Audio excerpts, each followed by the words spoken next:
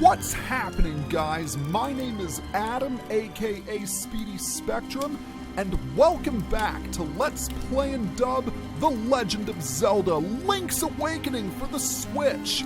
In the last episode, we obtained the Koholint Sword from the Seashell Mansion.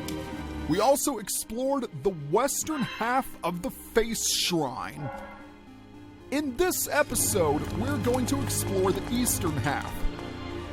Fair warning, it is longer and more difficult than the western half, and the fact that we have blade traps and conveyor belts and bottomless pits certainly does us no favors. And speaking of unfriendly things, a new enemy, if you can call it that, flying tiles. They will levitate and throw themselves at you. The best way to get rid of them is to stand in the corner and keep your shield up. You can also use your sword, but the shield is far more efficient. And now that that's done, the door is opened and we are free to proceed. Okay, we have an unusual series of rooms here. There are two different ways we could go.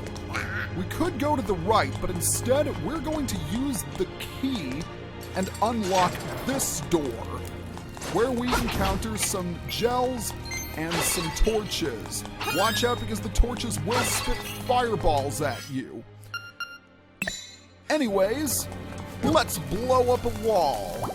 A cracked wall, that is, because on the other side, we have a mini-boss.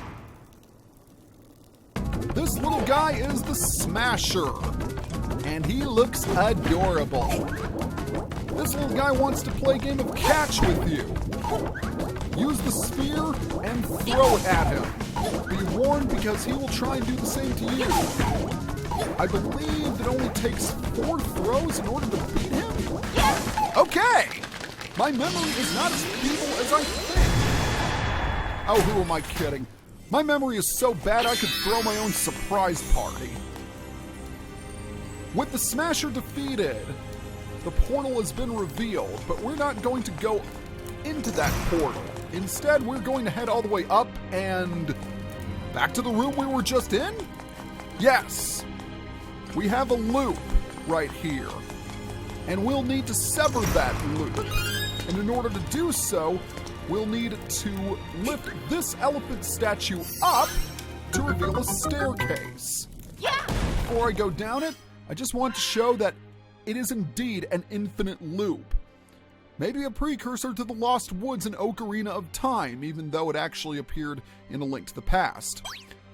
But I digress. Let's mark this staircase with a spade and head down. And we've got a nifty little platforming challenge right here.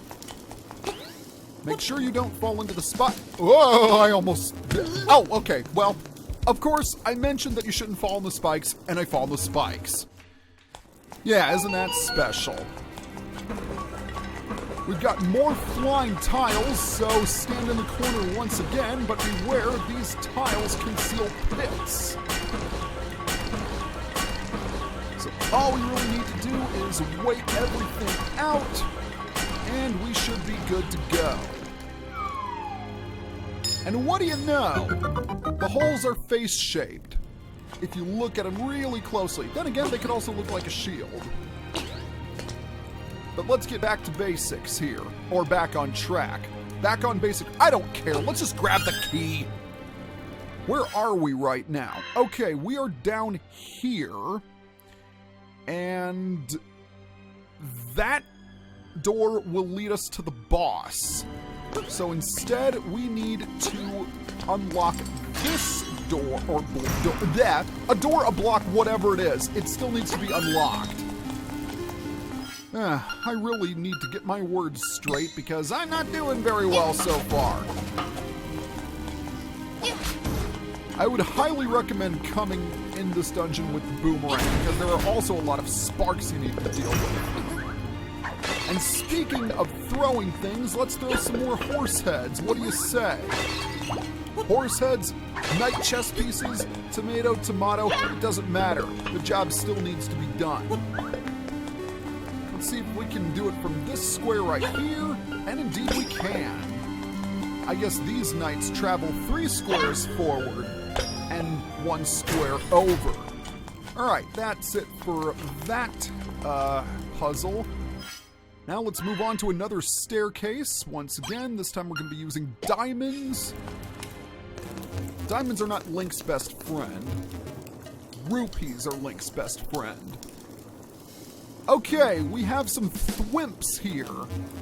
We need to dash through, then jump, and we need to dash through again. If you dash through, the thwimps won't hurt you.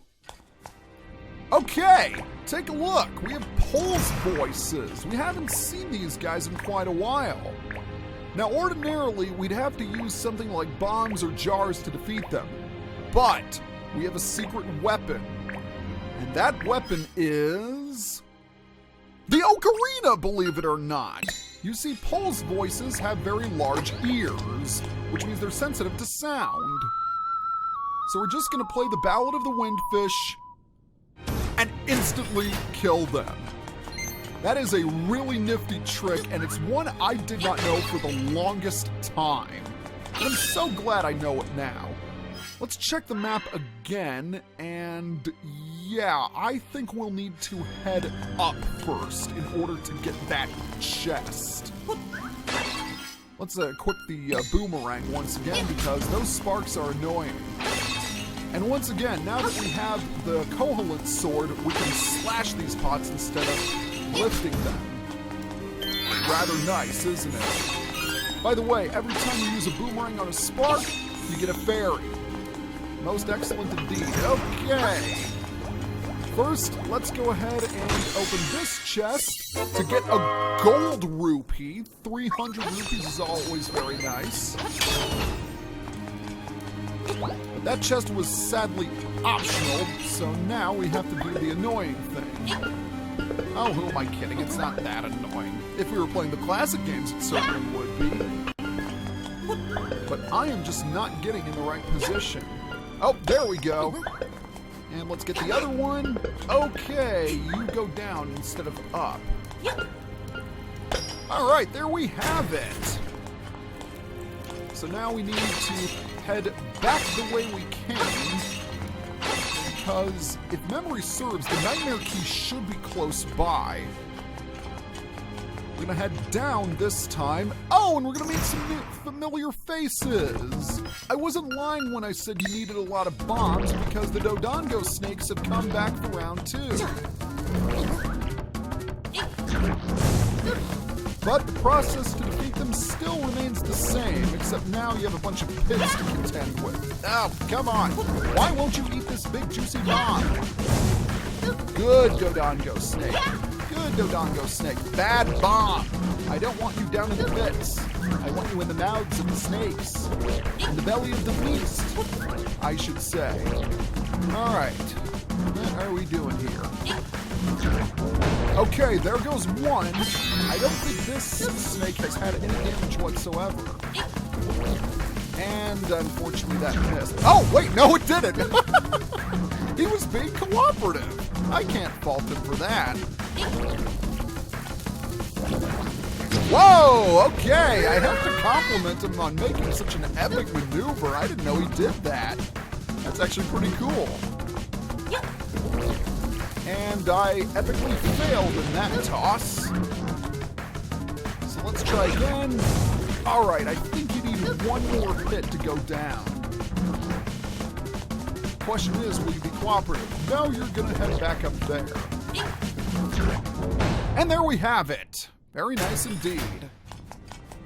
All right, with the Dodongo snakes defeated and exploded, let's hop across this pit and see absolutely nothing, because I decided to go the wrong way for some reason.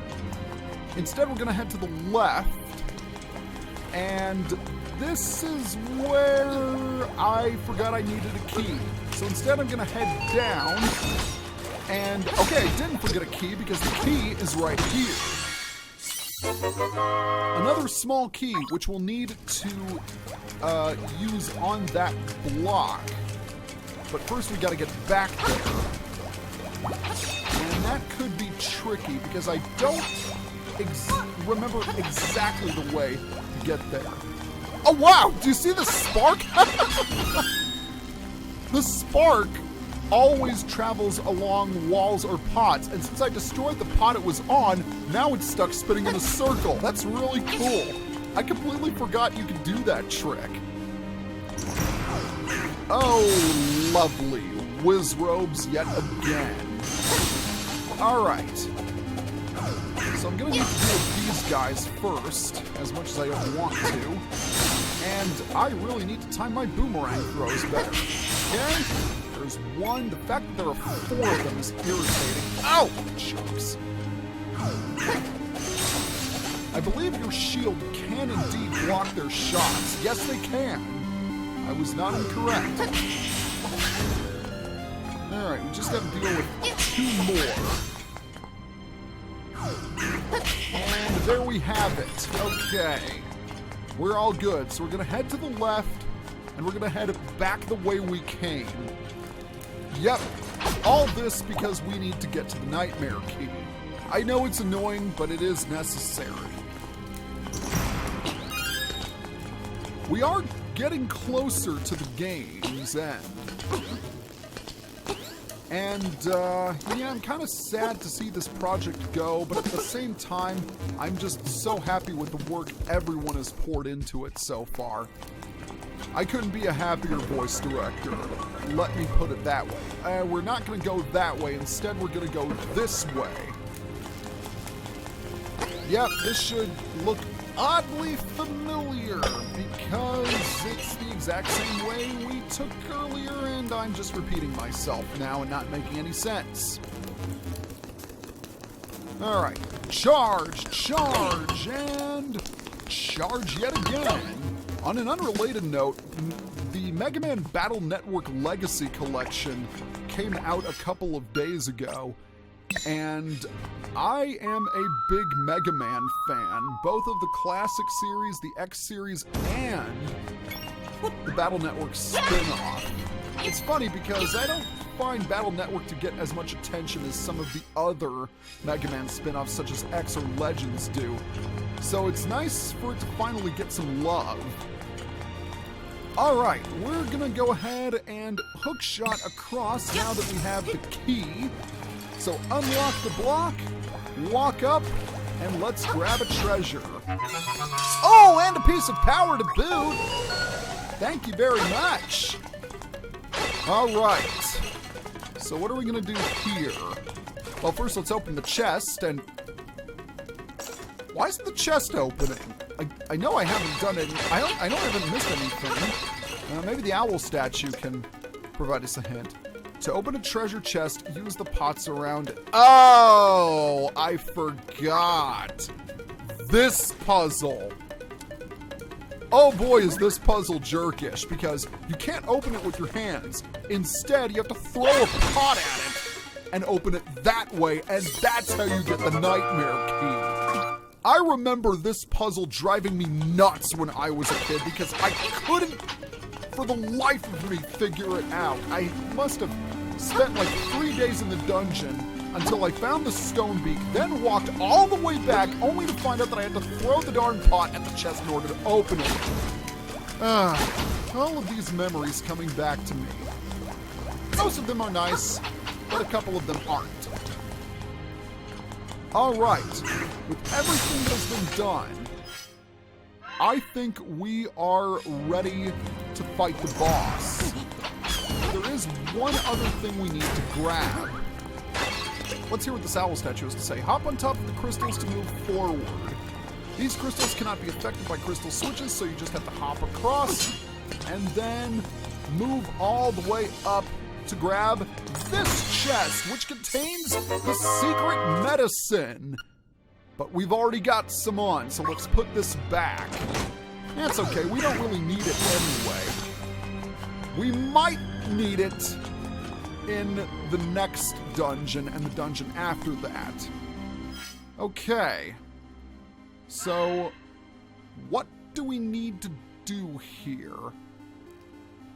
I am already lost because that spade leads to this area, and we need to get back to the We need to get back to this area right here because this is where the dungeon's boss is, or rather what leads to the dungeon's boss.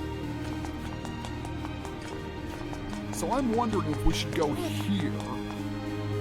Wait, no, of course, that's the way we just came. Oh my gosh, I'm losing it already. See, this is what I get for not marking things clearly. Alright, I think our best course of action is to head back to Mini-Boss Arena and then head down the stairs once again. We are close to the end of the dungeon. In fact, we're pretty much at the end of the dungeon. All we need to do is to fight the boss. And thankfully, the boss is really, really, really easy. Just make sure you have plenty of bombs on hand. Yep, once again, we have to rely on big, loud explosions. Yep, this is where we need to be. Remember this room with all the flying tiles? This time we're going to head down, where we encounter a vacuum mouth. Alright, now that he's been taken care of, let's get rid of all the other Zols, and that'll do the job. And in here we meet a new enemy, albeit a familiar enemy to Legend of Zelda fans, the Beamos. The Beamos will fire a beam at you, and it is invincible in this game. Unfortunately, your shield will not be strong enough to deflect any of the beams. So you're better off avoiding them. Alright, down we go, and up we go. Okay, now right here, we have some unlit torches. And when we light both of them, something special happens. Both of the sparks get destroyed. So when you are ready, well, let's just check to make sure we've got everything. Yep, we have everything. When you are ready, enter the door. Oh, but first we'll want to equip our bombs.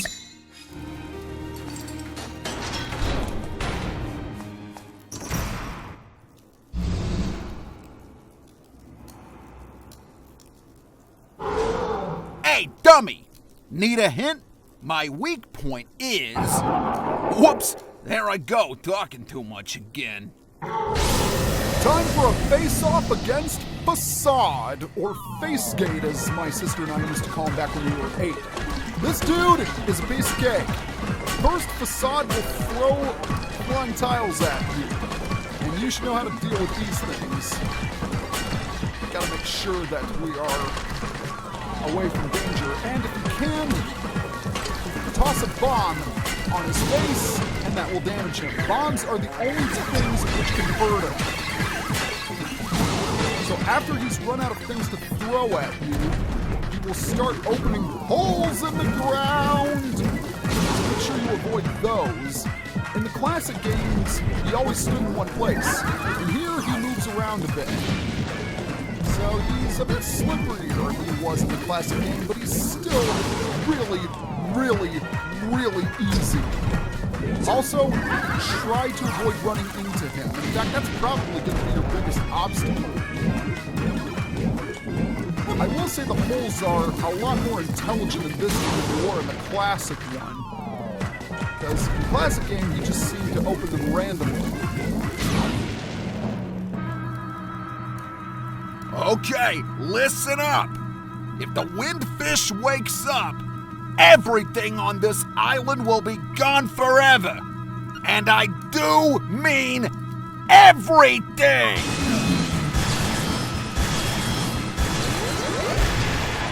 Goodbye and good riddance, Facade. Anyway, with the dungeon boss defeated, we've got yet another heart container. So we've almost got our full supply. But more importantly, instrument number 6. You got the coral triangle.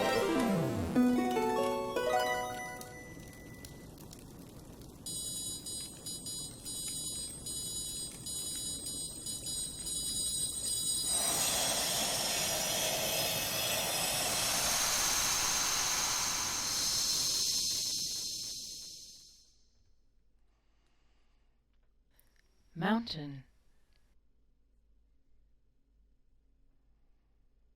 Something calls from the mountain.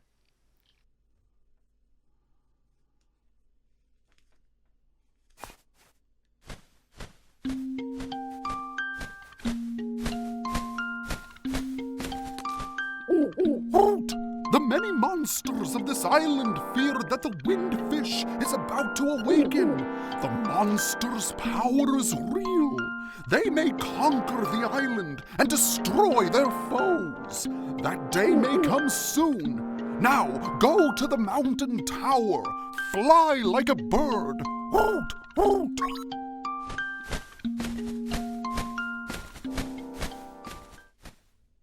Fly like a bird, he says. Well, we're going to find out just what he means, because in order to progress any further, we'll need to head back to Maid Village. Next time on Let's Play and Dub, The Legend of Zelda Link's Awakening, we're going to see if we can indeed fly like a bird. See you guys next time.